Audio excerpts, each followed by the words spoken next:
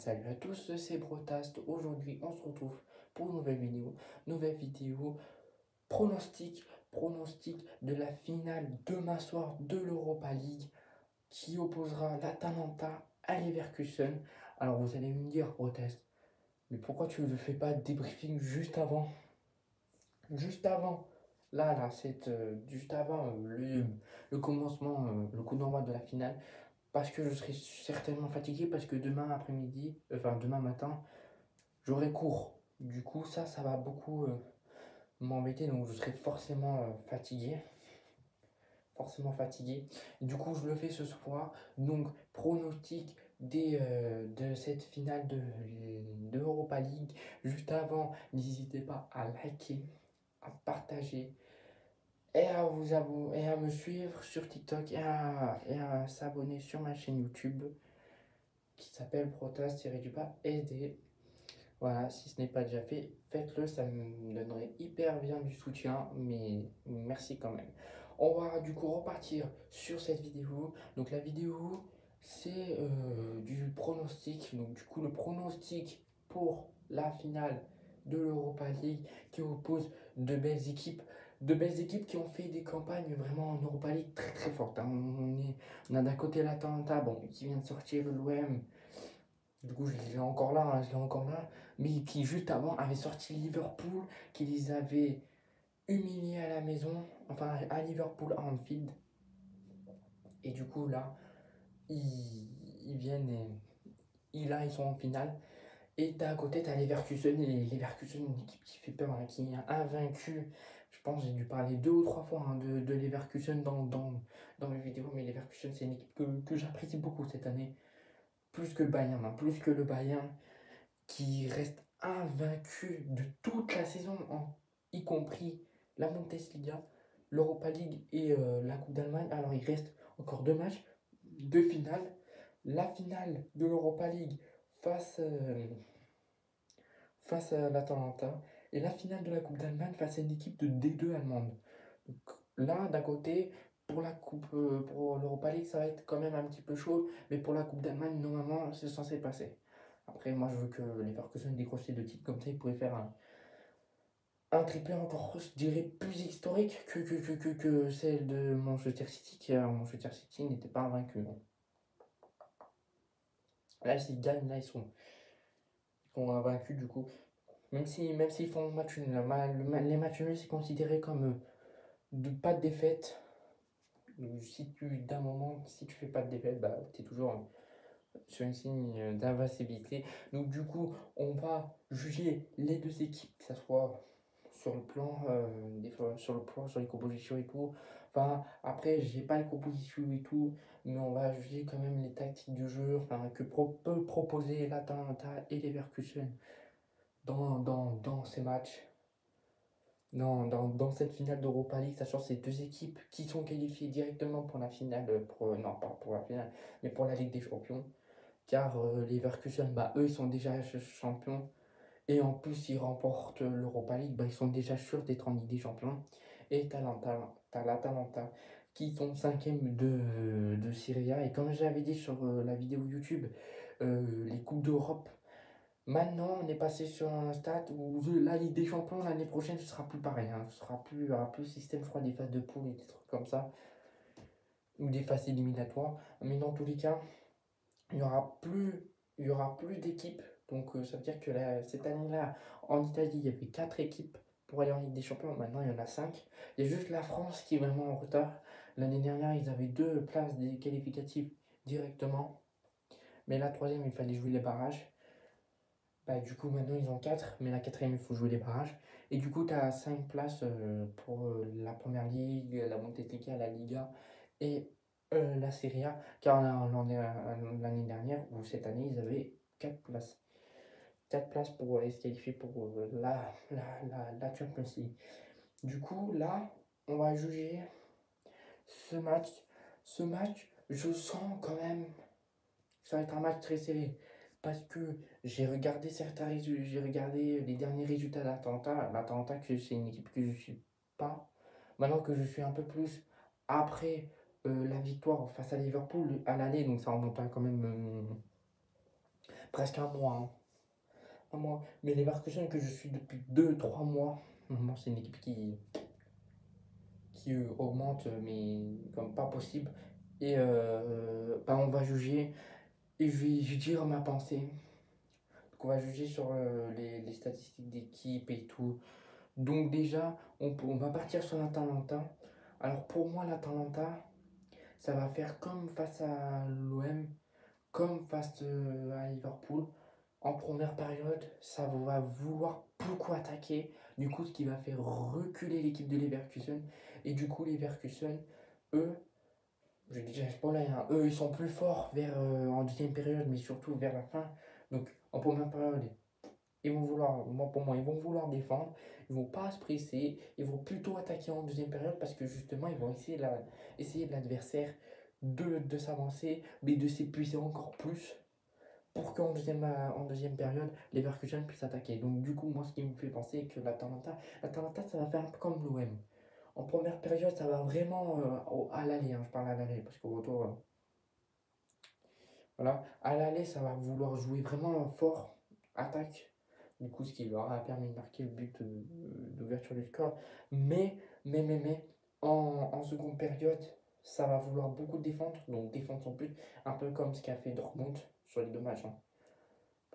Dortmund sur les deux matchs. Du coup, en Ligue des Champions, je parle hein, de Dortmund en Ligue des Champions. Du coup, l'Atalanta va vouloir plus prendre l'avantage en première période. Donc, eux, ce sera maximum, je pense, 3 buts leur objectif. Vraiment, oui, les Leverkusen, mais ce qu'ils ne savent pas, c'est que c'est les Leverkusen. C'est les Leverkusen qui peuvent faire des rebondissements.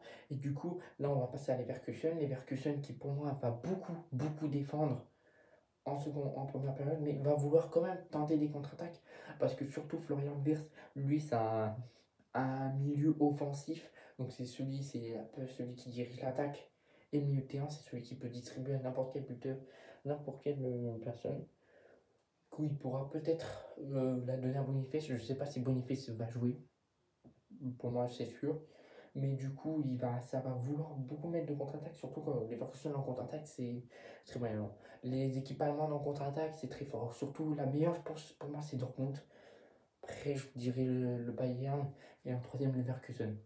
Mais voilà, en première période, ça va vouloir plus avoir un esprit défensif des Leverkusen. Mais quelquefois, s'ils arrivent à trouver la faille, hop, ça va vouloir vraiment. S'ils trouvent la faille, bon, pour mettre les contre-attaques. Parce que Xabi Alonso va vraiment, je pense, faire ça. Parce que Xabi Alonso, on sait très bien, c'est un ancien joueur, mais qui jouait milieu défensif. Donc, il jouait milieu, mais défensif. Donc, il était vers la défense. Donc, du coup, lui, lui, il se défendait souvent. Donc, lui, je pense qu'il va peut-être demander à ses joueurs de jouer quand même plus défensif, de laisser l'Atalanta pour l'instant jouer ses jeux. Parce que je pense que Leverkusen va vouloir entrer dans la tête de l'Atalanta, va se dire on va les épuiser la première période, comme ça, la seconde période, on attaque. Et du coup, on repart sur l'Atalanta, donc l'Atalanta va vouloir attaquer pour moi. Mais en seconde période, bah, ils vont vouloir défendre pour garder ce but. Après, c'est vrai que l'Atalanta, on a vu sur l'OM, ça, au match retour, c'est très bon, c'est une très bonne défense. Mais par les Leverkusen, les Jonathan Tah, les Tapsoba, c'est des gros gabarits qui sont assez rapides, hein, assez rapides. Du coup, voilà, première période, ça va attaquer pour l'Atalanta, deuxième période, ça va défendre. Et l'inverse pour les Leverkusen, et les Leverkusen qui sont souvent réputés pour marquer en toute fin de match. Donc, du coup, ça va rendre encore un peu plus vraiment cette finale d'Europa League encore plus mouvementée si tu as deux équipes comme ça, deux équipes qui jouent très bien. Bon, tu as l'une qui joue mieux dans le championnat que l'autre. Bon, après, la Serie A et la Bundesliga, c'est deux championnats complètement différents. La Serie A a quand même une plus grosse équipe que la Bundesliga, mais la Bundesliga, ça reste très chaud entre les classiqueurs, entre Dortmund, Bayern. Des fois, avant c'était que Bayern qui gagnait, maintenant Dortmund c'est très très bien construit. Donc des fois c'est Dortmund qui gagne, des fois c'est Bayern, des fois il y a match nul. Mais depuis ce temps-là, tu as une petite équipe de Leverkusen qui a commencé à augmenter et qui a commencé à vraiment gratter les places. Et vraiment, à s'infiltrer. La preuve, sur ces trois finales de Coupe d'Europe, tu as deux équipes allemandes. T'as Dortmund qui représente la Ligue des Champions et t'as Leverkusen qui représente du coup la Ligue Europa. Du coup, en revenant à la finale de la Ligue Europa, déjà, j'ai un petit truc à dire et que je comprends pas pourquoi. Pourquoi ils font jouer d'abord la Ligue Europa avant la Ligue Europa Conférence? C'est pas très très logique parce que là, la finale de la Ligue Europa se jouera après-demain. Enfin, se jouera demain soir à Dublin, je crois. Il me semble, oui, à Dublin à 21h. Je sais pas, moi j'aurais très bien aimé le regarder. Voilà, parce que c'est un match, je trouve, un match hyper intéressant parce que tu as deux équipes qui est en train d'évoluer à un stade. Bon, t'as Leverkusen pour moi qui évolue plus que l'Atalanta, mais t'as l'Atalanta quand même qui arrive déjà à grappiller cette place devant l'AS Rome et la Lazio, la place qualificative pour la Ligue des Champions, et t'as cette place en finale de l'Europa League. Et sur leur chemin, ils ont quand même affronté des gros morceaux. Ils ont quand même affronté le plus gros morceau, je pense, en Coupe d'Europe, Liverpool, qui était resté il y a 4-5 ans vainqueur de la C1. Quand même, mais qui a 6 Ligues des Champions au moins dans leur histoire. Donc du coup, l'Atalanta, c'est une équipe qui est vraiment surprenante. Moi. Donc, quand j'ai appris que l'Atalanta avait mis 3-0 à l'extérieur à Anfield, à Liverpool, je me suis dit,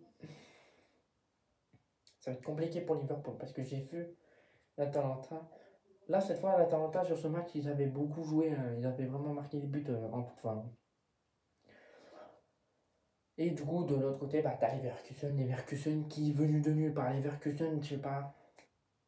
Il s'est passé quelque chose, je sais pas pourquoi, mais il s'est passé quelque chose. Alors peut-être qu'il y a le fait que Xabi Alonso, vu qu'il a joué du côté de Real Madrid, qui est le Real Madrid, une équipe qui fait souvent des remontadas, bah il a dû sûrement comprendre ça. Mais après, Xabi Alonso, il a souvent appris des grands entraîneurs. Il a appris de Carlo Ancelotti, de José Mourinho, de Pep Guardiola, de Rafa Benitez quand il était à Liverpool. Je sais pas, Après, je sais pas, quand même ces quatre entraîneurs, bon, Rafa Benitez, ouais, quand même c'est un bon entraîneur, mais ça reste pas le meilleur. Mais Ancelotti, Mourinho, et en plus Zidane en adjoint, donc du coup, donc Zidane, plus Ancelotti, moi je mets Mourinho et Pep Guardiola, qui sont quand même des entraîneurs qui ont déjà eu l'expérience de jouer la Ligue, de remporter des Ligues des Champions. Après, Rafa Benitez, il a fait quand même la plus grosse remontada en finale de Ligue des Champions, c'est vrai, avec Liverpool. Mais voilà, ça, il n'a pas appris, on l'a plus trop vu. En ce moment, il est entraîné au Celta de Vigo, comparé à Mourinho,